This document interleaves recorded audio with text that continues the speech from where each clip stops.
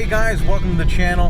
It is the day before they release pricing on the C8 Corvette, and I've already released the pricing. If you haven't seen that video, go back and check it out now, because, well, I released the pricing. I got it from a source in Nigeria. That's what I'm saying, and that's what I'm sticking to, but if you're seeing this video, you will have known that the pricing was legit. Anyway, so we're going to the track right now with the Tree-L1. That is my 2018 Camaro ZL1 that a tree fell on.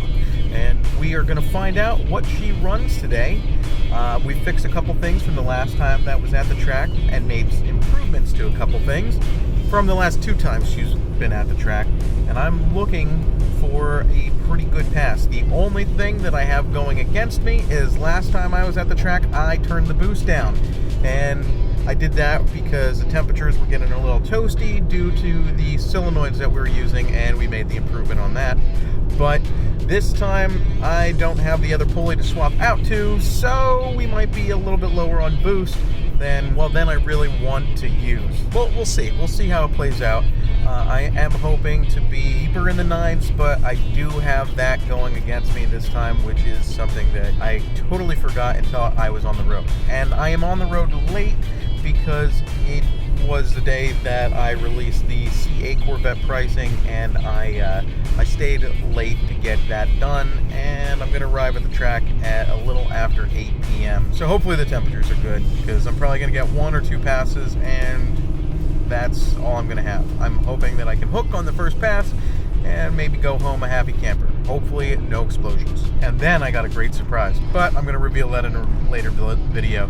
But I got sponsored for something pretty freaking awesome for my car, and I'll tell you soon. It's going to be pretty wild.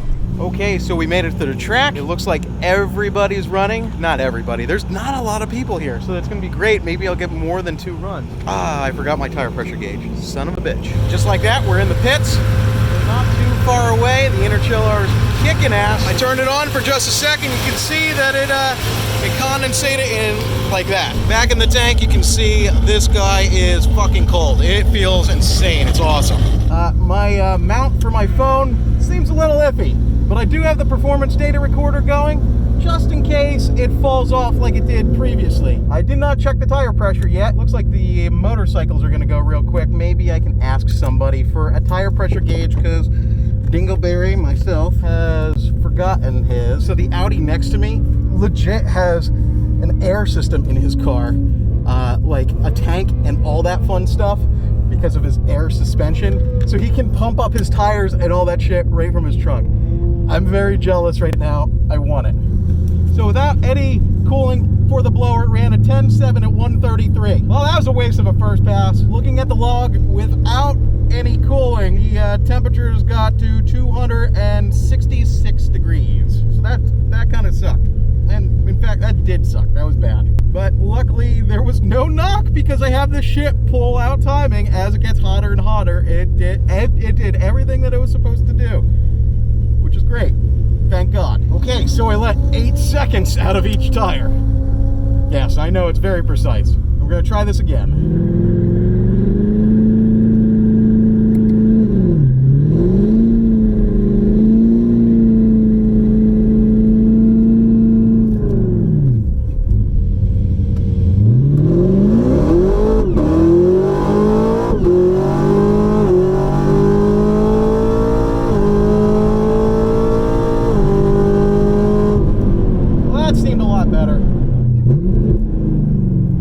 Okay, we're going to take a little break because it's hot as fuck. Thank you. I did spin my ass off. I did a 10.3 at 139. And, oh yeah, I do have lower boost tonight. Fuck. Well, I'm not sure what to do about this. I'm going to look at the log in just a second. We'll see if the boost level is where I want it to be. If not, we might just leave the track early, because there's no use running and pressing this thing on a very humid night for no great reason. As long as my temperature stayed good, I'm going to be pretty happy though. So that's definitely what I'm looking forward to see. And we did beat that Mustang, so we beat 2 Mustangs tonight. Dose! And we didn't even have to go to Mexico to do it. So I'm kind of happy about that. Yeah, so my temperatures, because I forgot it the first time they went to 266 degrees manifold temps by the time I got to the end of the track, and this time they ended at 167, which is excellent. It's 11 pounds of boost. I want to be running a little bit more than that. I usually run like 13 and a half, but I turned it down because I was in a hot place the last time I was out, and the temperatures at the end of the track were obscene, and it wasn't playing with certain solenoids that I had. But I got all sorts of fun stuff to, you know, log, and I mean, I got everything on here. Fuel pressure, the rail pressure, which is like a high side, that's like about 2,900 psi it's running at. Like there's some cool stuff that I can see all of it. Now, do you have to kit yourself out to take all those measurements, or are you just pulling everything off? I'm pulling everything off of this. No, I mean, the new cars they have sensors and everything, right? And in fact, they respond and program that way. So like if the fuel pressure drops, it'll start opening the injectors longer to compensate. Yeah. Which usually it's only going to go so far, but usually like if fuel pressure is really failing, like it takes a duty cycle all the way up, fuel pressure is going to also drop all the way down, so it feels like a brick wall. Yeah. Like a rev limiter, instead of, hey, I'm running slightly lean, now I'm running slightly leaner and leaner and leaner, boom. So it tends to have a little safety to it that way. It looks like it was a good clean pass. There's no knock or anything like that. The timing stayed up this time now that I have the cooling on. Yeah. I have this thing called the interchiller on it, which uses the AC system to cool the fluid. I'm only running 11 pounds of boost. It kind of sucks. What I'm going to do is I'm going to work on my launch. I'm going to see if I can get a better 60-foot by limiting the torque that I put down off of the launch, because I'm putting down like 800 some foot-pounds immediately. It's just silly. And so I'm going to do that by limiting the throttle body up into a certain point, and we'll see what the heck happens. I guess to 4,400, maybe we go 60% of the throttle, maybe 4,800 is 75, and then from 5,200 on, it's balls to the wall. We'll run that, we'll run a 60-foot there, see how it does, and if we can get the car to hook in first gear. After that, it doesn't really touch those RPMs because the 10 speed is just like wild. Okay, so we're also low on meth. So I've loaded a non-meth tune on the car. I've shut the meth off. I'm mostly gonna work on my 60-foot. I'm gonna see how the logs look, but probably 8th mile kind of stuff, just so I don't like explode this thing. Things are looking good tonight though. Minus, not having enough boost and meth.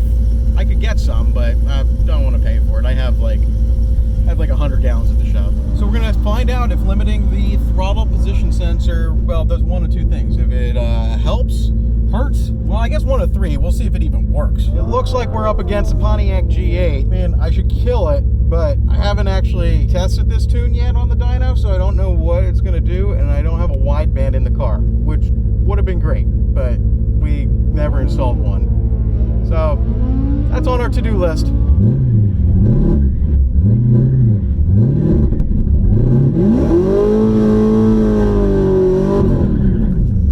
Oh man, I don't know that that's going to work out well.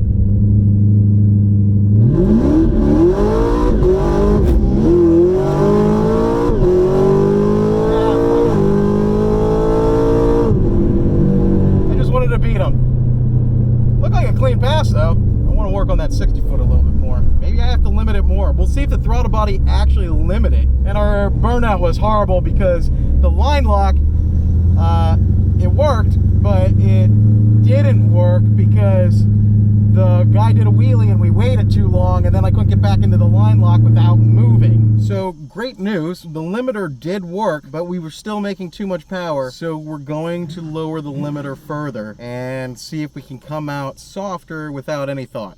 That's the idea here. So it looks like something happened to the left lane, that they're closing it for the night. So I don't even get to try the lane that supposedly is hooking better. This is definitely a test of if we can make this thing less powerful to go faster.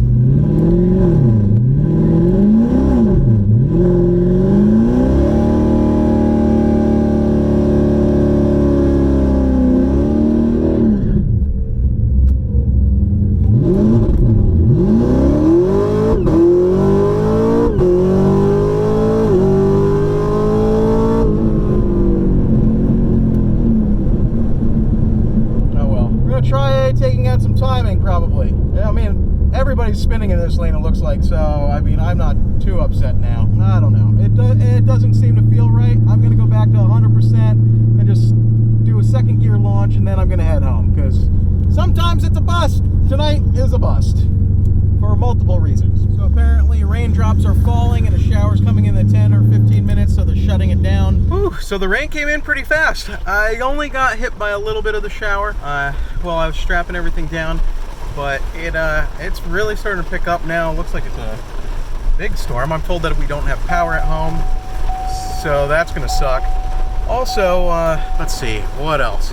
Oh, I think I figured out why the launch was kind of messed up. So I'm gonna try it again, but I must have used launch control by accident, and I've ran into that before. This was the worst that I've felt it, and launch control just doesn't work at the track. Sorry that it's dark. With launch control, it's trying to limit slip and stuff compared to the front wheels, but I had a drag pack on it, so it didn't really do a very good job, and I didn't really expect it to. My process should be go to the line lock to do a nice even burnout, which is very handy that there's an integrated line lock, but then come out of competitive drive mode and into like the no nannies mode whatsoever, and that should have been where I was at, and I feel like that would have been my best chance at it. So we'll give it another shot another time. Not now, obviously. It's raining. Why the fuck would we race now? Okay guys, thanks for watching. I hope you enjoyed. Stay tuned, because next video we're going to reveal the big sponsorship, well, sponsorships actually, for the Tree-L1. Adios!